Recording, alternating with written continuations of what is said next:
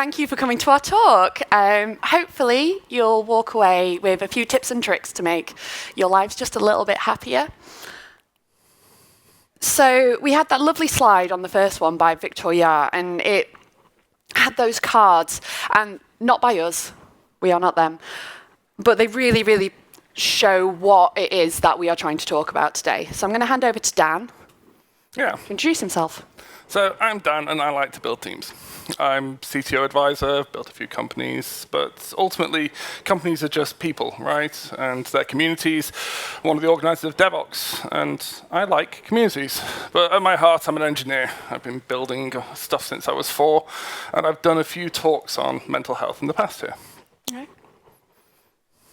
We very well rehearsed the handovers between our slides. Lies.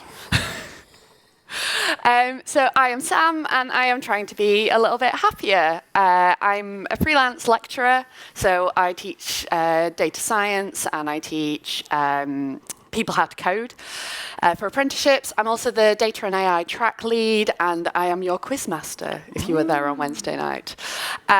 See my related previous DevOps talks. First conference talk proper, so be nice to me. So, first and foremost, this is not professional advice, and we will not treat any clinical condition you may have. We're here to share approaches to making yourself feel happier in your day-to-day life. We'll also discuss why they work. If you're in crisis or in need of support, please seek help. This QR code will take you to the NHS Mental Health Crisis Team, and they've got some great advice. Remember, mental health is health, and be sure to treat it as such. Oh. Where's your pain? It's in my emotions. I don't understand. No one ever does.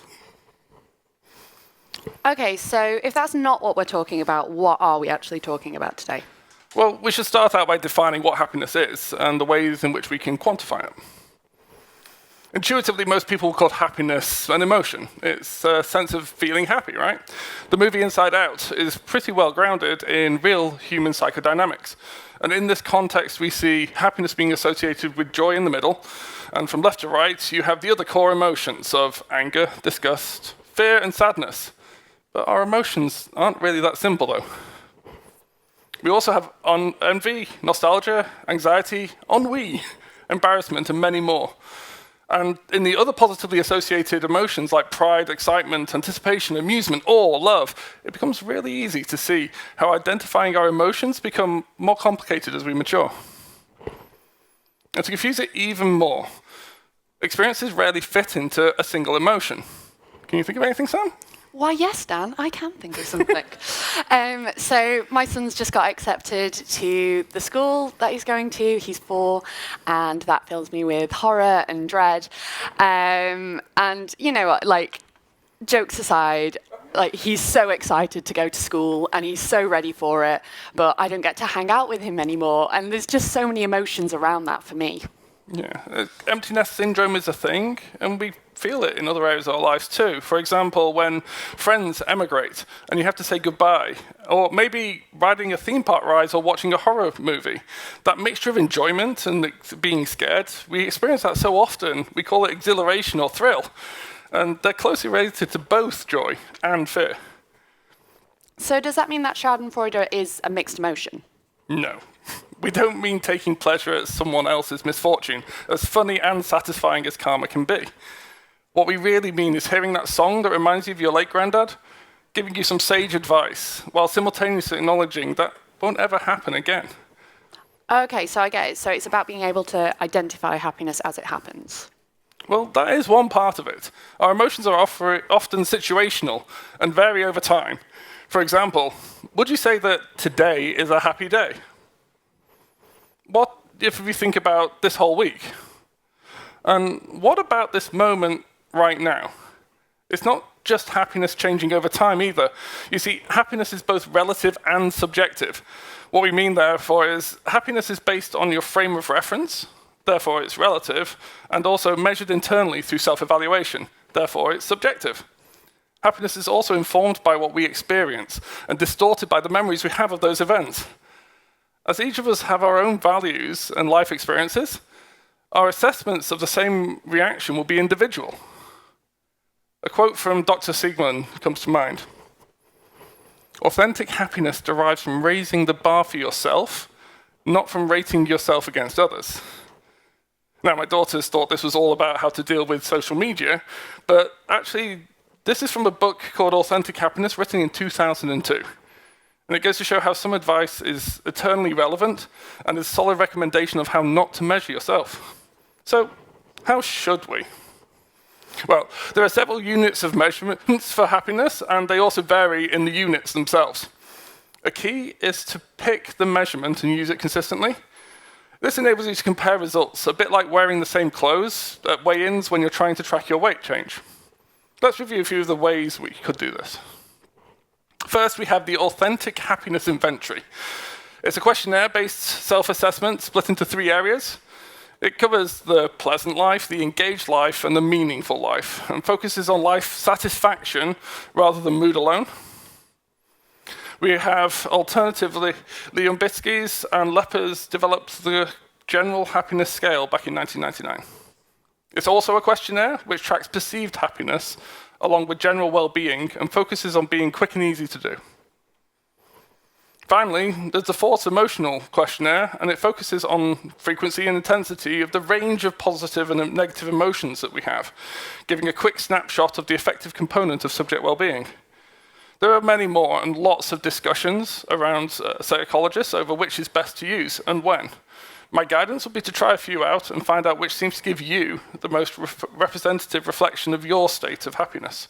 You can do multiple of them together in a chain, but be aware that a simple act of reflection can change your perception. So if you do that, make sure you do them in the same order each time to get consistency.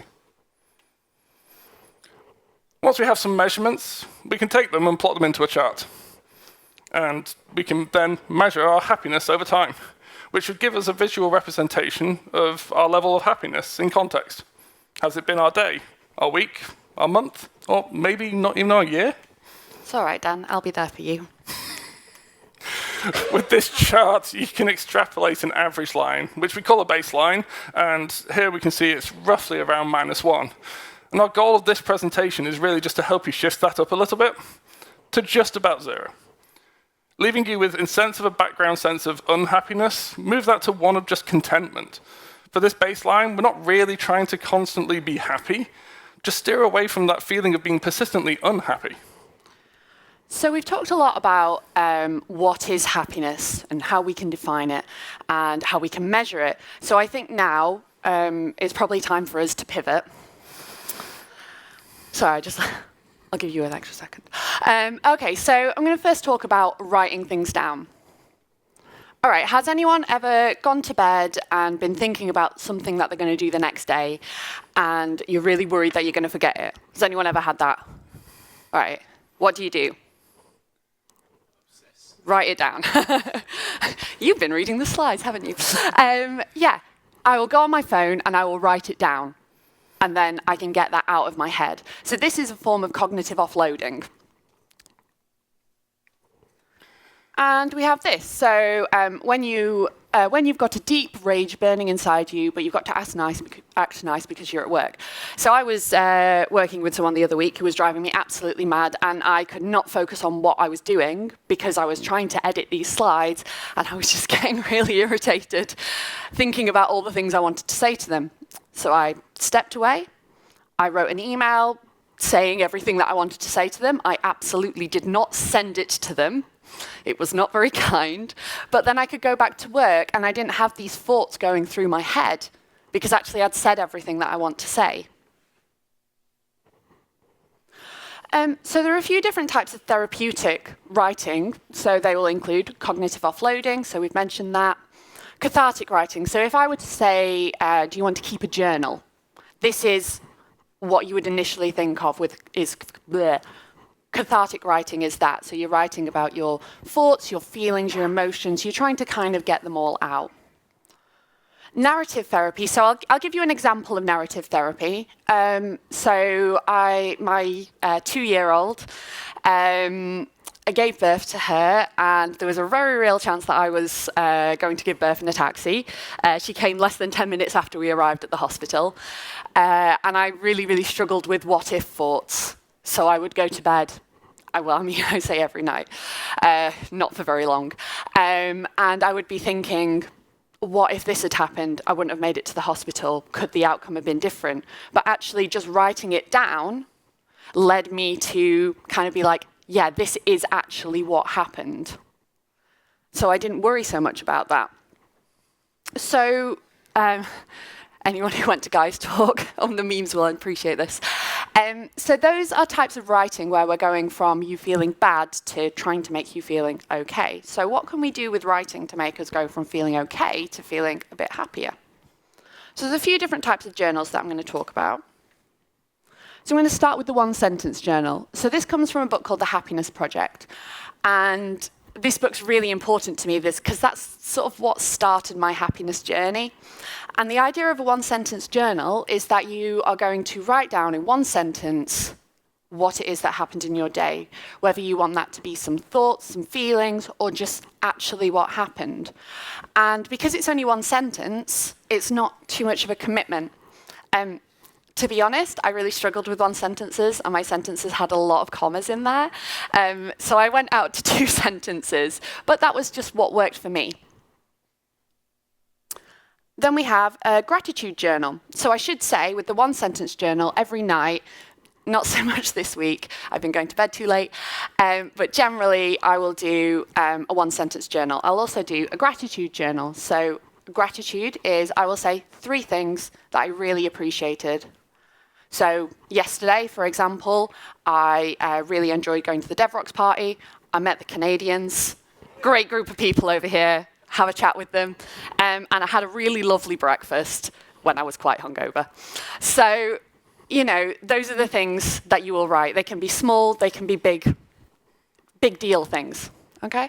So every day I will do a one-sentence journal, I will do a gratitude journal.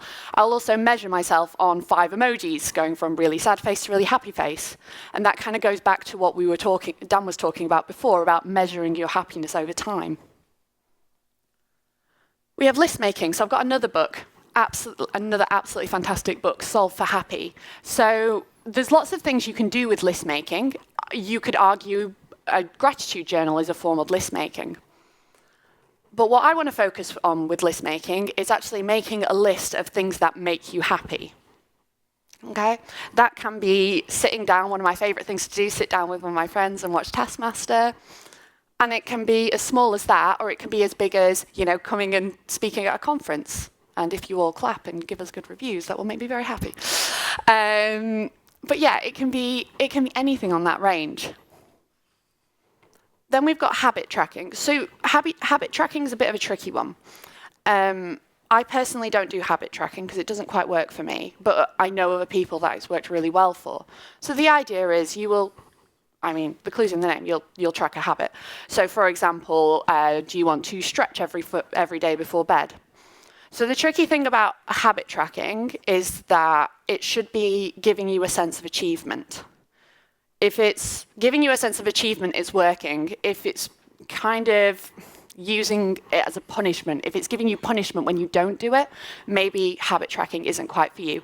It varies. Some people find it really, really useful. So some tools to actually structure your journaling. So if you want really low commitment, you've got the Happiness Project one-sentence journal. So you can just get a notebook and do these, but if you want a bit of structure and help, these can be really good. So you've got the Happiness Project one-sentence journal. Very, very low commitment, will take you about 1 minute. Medium commitment, so there's this journal just here. Is the journal that I am keeping. I've got it in my bag. If anyone wants to come have a look, it's fine. It's good vibes only. Okay. And you've got the Clever Fox 4-minute journal, which I might try next time. But I've used the Clever Fox ones before, and they're really good. So these are about medium commitment. They'll take you about 10 minutes or so to fill them in the evening. And quite high commitment, we've got another Clever Fox one, a positivity journal. I say it's high commitment because you have to do like a morning journal and an evening journal. And I imagine if you're doing it more, you will probably get more out of it. But I have tiny humans and they don't let me do stuff in the morning. So I can't really commit to that. But they are really good if you can commit. So why do these things make us happier? Well, it turns out that humans love bias, and our brains love stereotypes. Take brain and heart, for example. Your heart is seeing all the good things that's happening, and yet your brain is far too busy getting hung up on that bad thing that happened. The innate bias that we all have to one degree or another is called the negativity bias. It's what makes us focus on the negative feedback and feelings that we have and give them undue weight against what an objective observer would have done. The effect of this bias on our overall well-being is compounded by our memory, as strength of feeling is one of the attributes we encode into our memories. It also affects our ability to recall. This means that when we reflect on the past, we are much more likely to remember negatively associated things than positive, which can significantly distort our overall perception. After all, don't we want to be with someone that makes us happy, when really we should be someone who makes us happy? As Sam was describing, we can combat this through journaling, which forces us to evaluate things far more systematically. So you can become more objective, and it usually shows the world isn't as bad as we perceive it to be. When journaling, we try to focus on the positive things first, which trains our brains into being more optimistic in both our memory encoding and our recall as well. Finally, when evaluating feedback, remember what Jim Quick said. Don't take criticism from someone you wouldn't take advice. It's a bit like being on a plane. When you're told to put on your own mask before helping others, it's important to start looking after yourself before looking after others. Otherwise, you'll be in no fit state to help anyone. Begin by checking your vitals. Make sure that you prioritize the right things at the right level. You could call it a human operating system if you wanted. Maslow described this as the hierarchy of needs, and you should make sure you have the foundation sorted before you try and move up a level. Before we move on to mental self-care, we're going to assume that you're not literally suffocating or drowning. If you are in here, that's a problem. You're not starving or dehydrated, that you're not unreasonably sleep deprived or involuntarily without clothing or shelter. We're also going to assume there's nothing life-threatening about your physical health, as clearly it's significantly challenging to work on your mental health without prioritizing them. With those in place, Sam, what can we do to exercise self-care? So we talked about a few of them there. So you've got make sure you're eating, make sure you're hydrated, make sure you're getting a reasonable amount of sleep. And then we've got, getting outside, getting some sun, getting moving. All of these things are shown to improve our levels of happiness.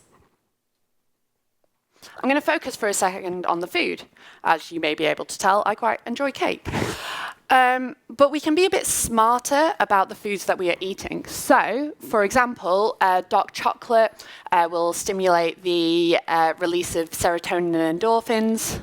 And bananas, leafy greens, green tea, they will stimulate the release of dopamine and serotonin. And then there's other things that we can do. So we can, for example, spend a bit of time doing an artistic project, spend time with animals, get away from our screens. Terrifying thought. We can plan a party, or we can plan an event that we're going to do. We can talk to someone and just tell them that we care. Because actually doing nice things for others is also shown to improve our levels of happiness. A really quick and easy way to do this, if you don't mind spending a little bit of money, is a positive potato. So you can get these on Amazon, and I've genuinely sent anonymous positive potatoes to people. So positive potato, I may be a tiny potato, but I believe in you, go do your thing.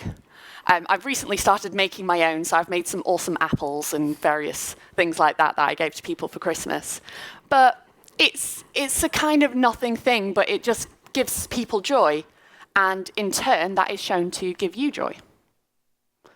But while we're doing all of these things and we're looking after our self-care, actually we have our day-to-day lives, right? We have stuff that we need to get done. So another quick tip for you is the 1-minute rule. So if a task takes less than 1 minute to complete, do it immediately. So for example, wiping down a kitchen counter, make your bed, hang up a coat, respond to a quick text. So why do these help? So the reason it works is it'll reduce clutter. So it can reduce clutter in your home space, but also reduce clutter in your mind. If you need to reply to someone, you've constantly got that going on your mind. Okay? it can prevent procrastination, and it can create momentum. Have you ever wanted to sit down and do some work, but there's a load of stuff on the side, and then there's a pile of clothes? It stops that momentum in your day. So actually doing these 1-minute things, it can feel like a bit of a chore, but it really does help. And with these 1-minute tasks, we're really being kind to our future selves. We're not leaving a mess in the kitchen for us to come into in the morning, or sitting down in the toilet and there's no toilet paper left. Think about what you can do now in order to give yourself better options in the future and leave yourself in a better place, as these things help you avoid unnecessarily being unhappy where you end up. But it's not just about the small actions, or the things we put off, or procrastinate about, but also the decisions that we make in the moment. Have you ever found yourself needing to fix something you broke because you didn't think ahead? Maybe it's a mess that you made because you didn't take care and it slipped, and now you've got something to clean up. Or a bill you couldn't pay now because of that impulse buy that you made 2 weeks ago. Or a bridge that you burnt, and now you have to rebuild it. Humans are social creatures, and we enjoy the comfort and support of others. Some are drawn to larger networks, and others prefer smaller and tight-knit relationships. But we all value the support of those around us. It's said that it takes a village to raise a child. Grammarist describes this as idiom as meaning, essentially it's a friendly reminder that asking for help with hard things is okay, because many hands make light work. It's not just raising a child which is hard. Life throws us challenges, and it's going through them with people, and that's helpful. When it's hard to find the strength yourself, you can find that strength from others. What does that have to do with happiness, you might say? Well, Harvard Health says that giving gratitude is consistently associated with greater happiness. It's the same as those 1-minute tasks, giving those... the potatoes. Yes. But also, acts of service is one of the 5 commonly referenced love languages, along with words of affirmation, quality time, gift giving, and physical touch. These aren't just for romantic relationships, but these are bonding mechanisms for all meaningful relationships you have. In order for someone to help you, you first have to ask for it, perhaps even when you don't necessarily need it. Perhaps you want to consider allowing your friends to step up and help you move house, or do some DIY, or help clean when they come over. Give them the opportunity to get their own happiness boost from their act of service, and you'll get the happiness boost from the gratitude you get. And all in all, your relationship grows stronger for it. Okay, so as we know, despite our best efforts, sometimes the universe has other plans. And life doesn't just get hard, but it really, really feels hard as well. So let's talk a little bit about stress and how it relates to happiness. Before we get onto that, has anyone ever said, so don't worry, you got this? Has anyone ever said that to someone or had it said to themselves? Okay, so I like this. It's really nice, it's really kind, but also I think we need to consider something else. So you haven't always got this. No one have got this 100% of the time, and that should not be the goal. The goal should be to treat yourself with compassion and realize that a great deal of what is the human experience comes from not always having your shit together. So someone sent me this. It's Maternal Mental Health Week this week, and someone sent me this with regards to that, but I think it's so applicable to all parts of life, really. So getting back to stress, let's start talking about how stress affects our bodies, where it comes from, and what we can do about it. Because while stress might seem it's all in your head, it has some very real physical effects on our bodies. The nervous system comprises of your central nervous system, which is on the left and is your brain and spinal cord, along with the peripheral nervous system on the right, which is the nerves lying outside of it. It's split into the somatic, or your voluntary nervous system, and autonomic, which is your involuntary nervous system. When we talk about the physiological effects of stress, what we're really talking about is the interaction between the sympathetic and parasympathetic parts of your autonomic nervous system. The parasympathetic part on the right engages as a calming system, enables us to relax and digest. It's why you feel sedentary after having a large meal. Finally, there's the sympathetic part that engages when you're on alert. It will fire when, and trigger hormones like adrenaline. So you'd see this happen in fight or flight scenarios. But interestingly, it also fires when we're not in danger of physical harm. It's not quite a closed system, but you will all have felt full of energy and capability at times, right? And at others, feel like you're barely hanging on to a thread.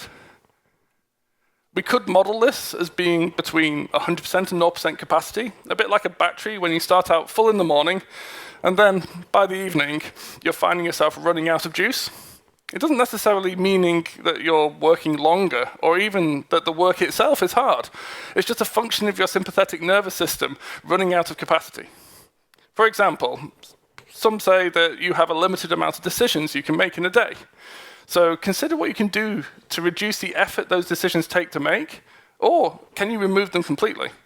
It's why some CEOs wear the same outfit day in, day out. There's also one benefit of doing meal planning a week ahead. If you're not careful, though, you run dry. At this point, you're at real risk of burnout, and recharging becomes harder. That's another talk, but it's an area to be aware of, as being aware of the context within which you're trying to find your happiness is often helpful when selecting the right strategies to be a bit happier within your constraints. Today has been rough. It's not. Today's been a great day so far. But we all have these days sometimes, don't we? So we have got some happiness hacks. So these are really, really quick things that you'll be able to do that will instantly boost your happiness.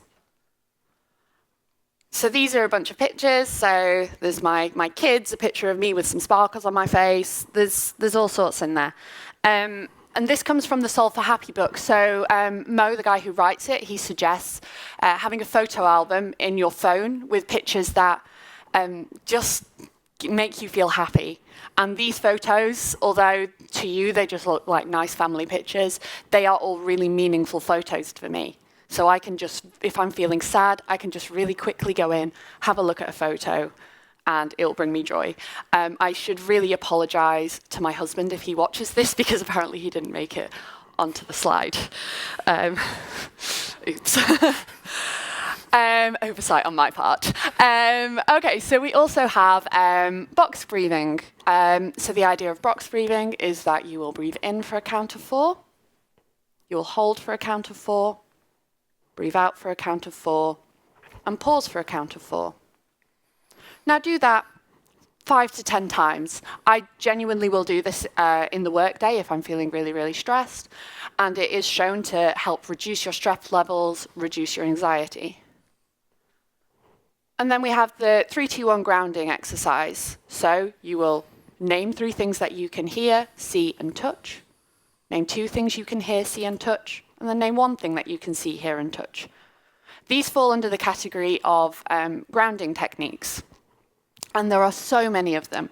These ones worked for me. I actually used both of these whilst I was in labour with my child. So, it's used for that, but it's also used for other stressful situations.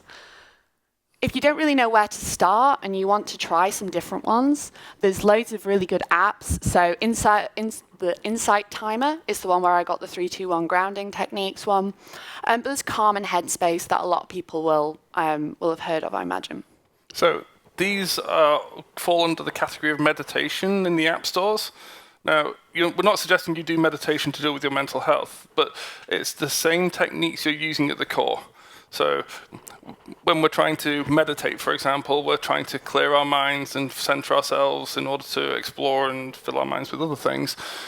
But that's a very similar technique to what we're trying to do when we're trying to remove our anxiety and anchor ourselves back in the present and find something tangible to stop our mind escaping into the erraticness of fear and confusion. So we all know the standard thing. Lady is walking down the street, looking a bit sad. Man shouts over, says, "Oh, smile, love." All right. I'm not going to stand up here and tell you to smile more. That's not the point. Because you shouldn't smile more, because for me, you should smile more for you, because actually smiling is shown to release dopamine and serotonin. And it is shown to actually make you feel happier. So even if you are feeling a bit sad, then just put a smile on your face and it might be able to help. I'm going to acknowledge the bright pink leopard print elephant in the room. I always thought of myself as a really colourful person, but I didn't have a huge amount of confidence. And I wore black a lot. And people just couldn't see that, right? So I decided that, I read this quote by Dolly Parton. Find out who you are and do it on purpose. So I'm stood in front of you feeling slightly uncomfortable in a ridiculous bright pink jumpsuit. But actually I will do that. Okay, so if I'm feeling really sad on a day, I will stick my bright pink jumpsuit on. And I might feel a bit uncomfortable, but actually it really helps me. So if you're not feeling yourself, work out what yourself is and do it on purpose. And that's sort of the happiness hack from this one. So as we come to the end, if you only remember 3 things, you'll want to start off with self-care. Remember those tricks that you can use in order to focus on yourself and your well-being and which bits work. Write down what you're going through. And finally, exercise those happiness hacks. Find ways to give yourself pleasure, and you might find that happiness comes in the most unexpected of places. And remember that all great achievements require time. It's not going to change overnight, but you should start to notice that the mood adjustment comes not just within yourself, but what others start to reflect back to you and start to tell you about who you are now. And there we go. Yeah. Oh, well, that's part 1. That's the bit we rehearsed for some value of rehearse. Because really, happiness is a conversation about you and your identity, and this is just a collection of what we were wanting to share. But Sam, do you want to share about where this talk came from and why you wanted to do it in the first place? So I went to the speaker dinner last year at Devox, and everyone was so nice and just talking to me. But a few of you might not know this, I describe myself as a Devox Nepo baby because I know Dan and he invites me along and then I help with various things, and that's how I've kind of got involved. So I went along to the speaker dinner, even though I wasn't technically a speaker. And I walked away feeling really sad because I had a major sense of imposter syndrome. I was just like, why am I here? And then I spent the next day, I was preparing the pub quiz. I'd done it all, but I spent the entire day preparing the pub quiz because I didn't want to go to talks because I didn't want to feel like I didn't understand things. And it left me feeling really sad. And actually, that improved a lot through the week with the inclusion, with the pub quiz. And I want to say this is absolutely nothing against anyone. Everyone at Devox has been so nice to me. This was entirely about me. My feelings about myself. So I decided to make a change, and I read the Happiness Project book, and it really, really sat with me. So the idea of the Happiness Project is there's a woman, Gretchen Rubin, and she is living her absolute best, perfect life. She lives in New York with her lovely husband and their family, and she's just not as happy as she feels like she should be. And that really, really resonated with me. And a lot of the tricks initially that came up with it are from that book. And then I sent Dan a message saying, select happiness from life. Is this a really stupid idea? And he said, pretty much, yes, do it. Can I be involved? It's pretty much the origin story. And from all of that is when I started looking into Dolly Parton quotes and wearing ridiculous pink jumpsuits. I would have been wearing black this time last year. Yeah, psychologists will call it goal-based happiness. You're offsetting today for tomorrow. Some people do that through extreme saving, and I will be happy tomorrow by being more frugal today. Or maybe it's, I believe I'll be happier when I get a promotion or get a pay rise or I get a partner. So there's all these externalities that you're waiting for a thing to make you happy. You get it, and you're great. All of us must have had that anticlimactic feeling of, I've achieved everything I wanted to, now what? Oh well, I've not got that sense of achievement that I thought I would get from it, which we would associate with happiness. And finding those abilities to be happiness in the moment, happiness on the journey. It's not about the destination, it's the journey. That's really what that saying's about, is find the way to enjoy life as you go. And it doesn't mean that life actually has to be happy as you go. So I was talking with people I catch up with people here every year, and it's like, hey, how have you been over the last year? And I then have to tell them that my brother-in-law passed away a month ago. And then confuse them utterly by going, it was the best day I've had all year. No, what the hell? That doesn't make sense. I mean, I mourn for my brother-in-law, obviously, and that takes a time and a place. But you know what that place was? It was a wake where I'd gone home from living far away, 3 hours drive, that I'd been gone for like 30 years almost for some of them, and seeing people that I hadn't seen since I was 16, 20, 22. They've had entire lives since I last saw them. They've had girlfriends, wives, boyfriends, kids. Some have lost them. Some have divorced. It was incredible going back and seeing how easily we slipped into that relationship where the only thing we cared about was where's the next play set we're going to go and play on, or where's the next pub we're going to go to after lectures. It was bliss sitting and making, and I felt actually bad for a second because I saw a photographer. It's like, there's a photo out there of me laughing my arse off, sat on the swing, while my sister has fallen off because she was trying to pour vodka from her handbag so that she snuck in, because she didn't want to pay for it, into a can of Coke. And she'd fallen off the swing, and we're laughing, and this is the grieving widow and her elder brother. And actually, that's one of my most treasured moments of this year, of being able to find the brightest thing in the darkest place and allowing ourselves to be happy and not feel shame. I will treasure that photo when it comes up again in future, and it doesn't take anything away from the horrible and hard ceremony that we had to do in that morning. But the key in the context, and going back to select happiness from life, Mo had a similar sort of issue, but far more personally connected. He lost his son. And he had to, it was unexpected. I think the child was about 6, 8, I forget exactly. But it died during a routine operation. So not entirely expected at all. And I had similar, my brother-in-law got diagnosed with stage 4 cancer back in February. Had 6 months to 6 years, which then rapidly, when it wasn't treated, became 6 weeks to 6 months, and then he got sepsis the following week. And it's like 24 hours, maybe a week. And having that sort of taken away from you, how can I find happiness again? The fragility of life and the consequences it had on Mo's relationship. And how can we be happy is a thing that he really leans into in the book. And a lot of the advice that he has is what got him through. And so it was really interesting to me to make sure that I can share my context of happiness, because it's all individual. And if there's one thing to take away, I think it is find out what makes you happy and go and do it more. Find out who you are and do it on purpose.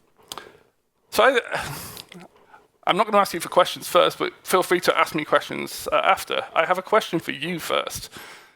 What makes you happy? Go on. Feel free to shout out. Food. Food. I agree. I love a steak. Yeah, we enjoy we enjoy food.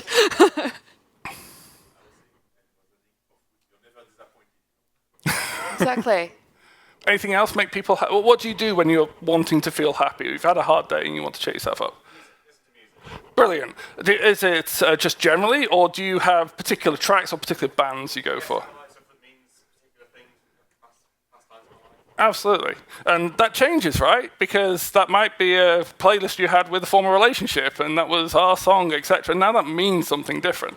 I mean, my sister came over, and we were like editing the songs out of, okay, which ones are the ones that she liked? But yeah, music really does change your mood. I have a song, Sweet Caroline. I always think about, I go canal boating with my friends, and sitting on the back of a boat, just blaring out, just in the middle of the nowhere, blaring out Sweet Caroline. And that is just, like, that's a really important moment for me. And it just reminds you of things like that. Indeed. Anyone exercise, like go for walks? Getting fresh air. Dogs are wonderful companions. And they are happy to do anything as long as you give them some smallest amount of celebration. Yay, let's be happy. It's happy. There we go. That's a wonderful place to spend time with both animals and pets, but also getting out. Fresh air really does help. It really, if you can get into an environment where it's central London's not great, but I live in the countryside, so I can just get out and escape. Yeah. Anything else? Excellent, Playing excellent. Playing games is a distraction, so be careful about. We talked about serotonin and dopamine. Serotonin is I remember it because S means smile. So serotonin is the feeling of being happy. That happiness thing that's what serotonin is. Dopamine is a hit, is a high. You get it from the exhilaration of a ride, but you also get it from microtransactions. And so be careful at which games you're playing, and be aware of where this dopamine's coming from, because you can end up in a bit of an addictive cycle, especially if you are prone to depression. For me, I love board games, but I especially love board games because I get to spend time with my friends, and we just play a ridiculous 4 or 5 hour mega marathon of games. So yeah, for me, that's again is one of those really, really lovely things. And what's interesting actually, I find, is we only get to play every 3 weeks now for slightly complicated reasons. We only get to play for every 3 weeks with this group, and it somehow actually makes it a little bit better, I think, because you're not having it all the time. It's just one thing. It's a thing to look forward to. Has anyone, having experimented with my friends on this question, anyone else find cleaning makes you happy? Yeah, I mean, Ty, has anyone found it helps with frustration? And you can get really clean rooms with some Ajax and some Brillo pads if you are frustrated. I have a really interesting relationship with cleaning because I hate cleaning. I absolutely despise it. We used to have a cleaner that came in. But I found that it would get to the end of the workday. So I'm a freelance lecturer, but actually I'm a stay-at-home mum. That's my first job. And sometimes you get to the end of the day and you are really, really stressed. And I will say to my husband, just yeah, can you look after the kids? I need to clean the kitchen.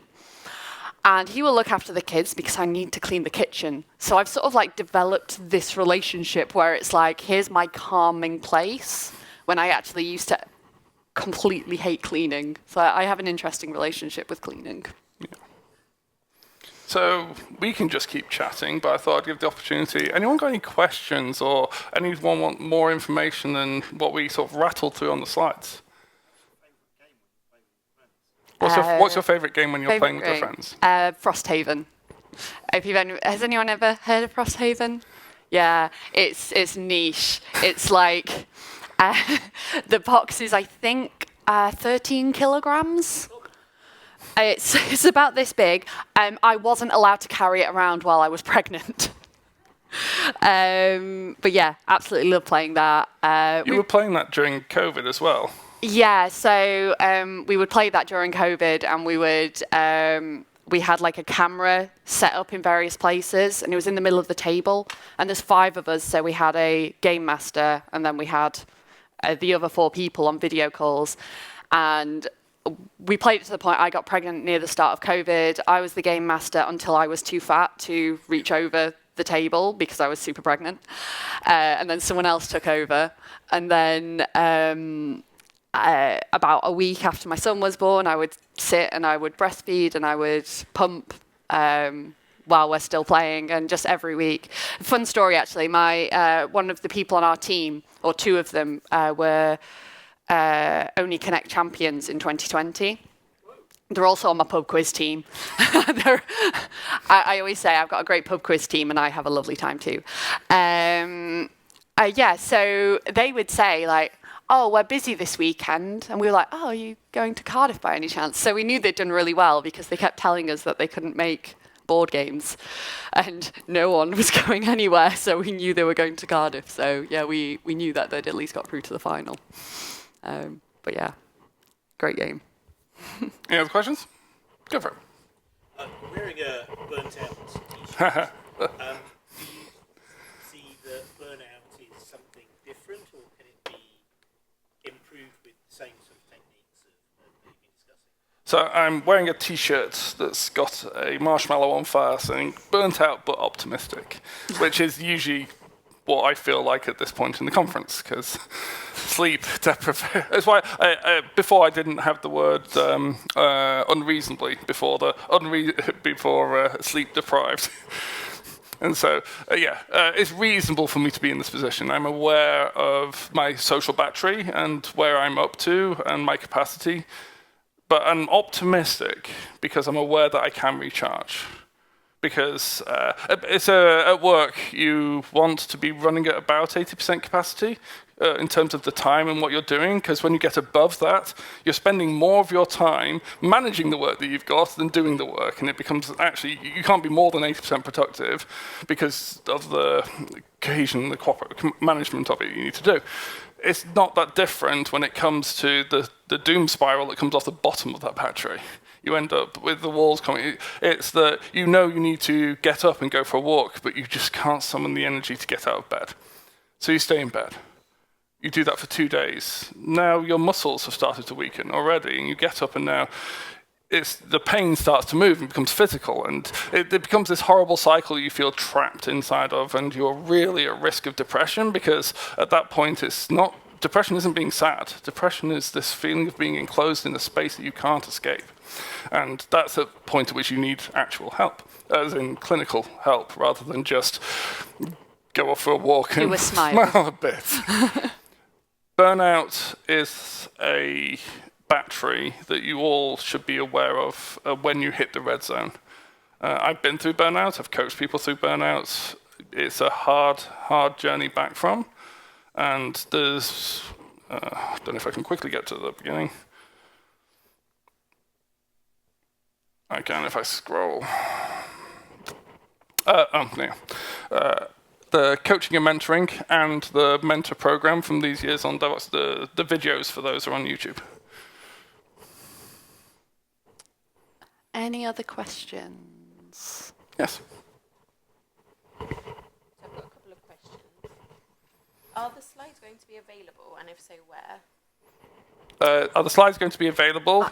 Yes. Sure, we can arrange that. We can make them. The video will be on that will have the slides, but we can make sure we will find the YouTube video for it and put a link to the Google Slides. Great, thank you very much.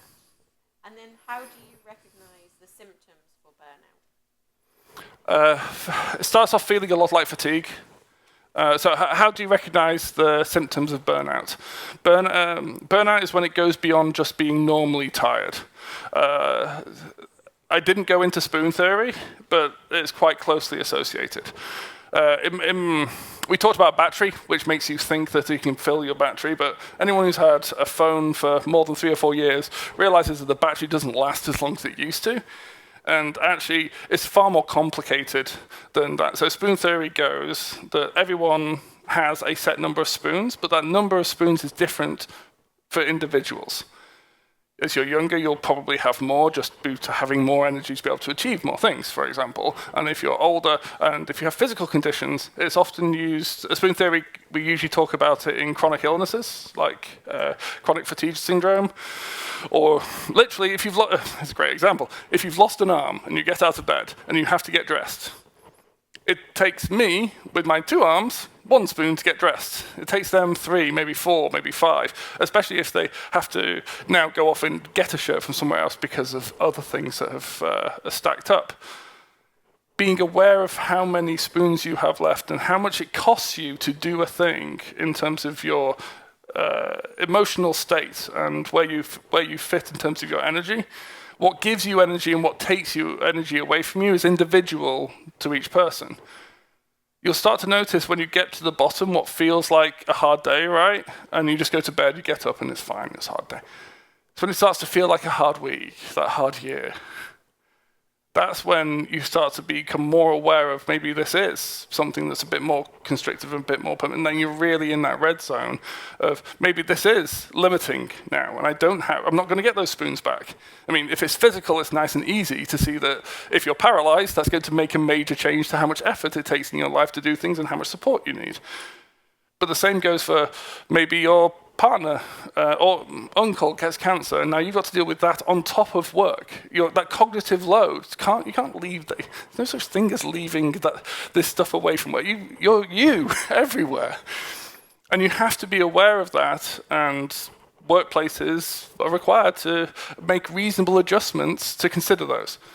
And that's not to say that they'll give you 6 months off. What it's to say is what's real about you is true.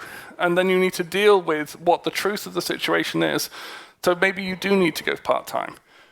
Or maybe you do need to seek other social support. Or maybe you're not going to get back what you had before.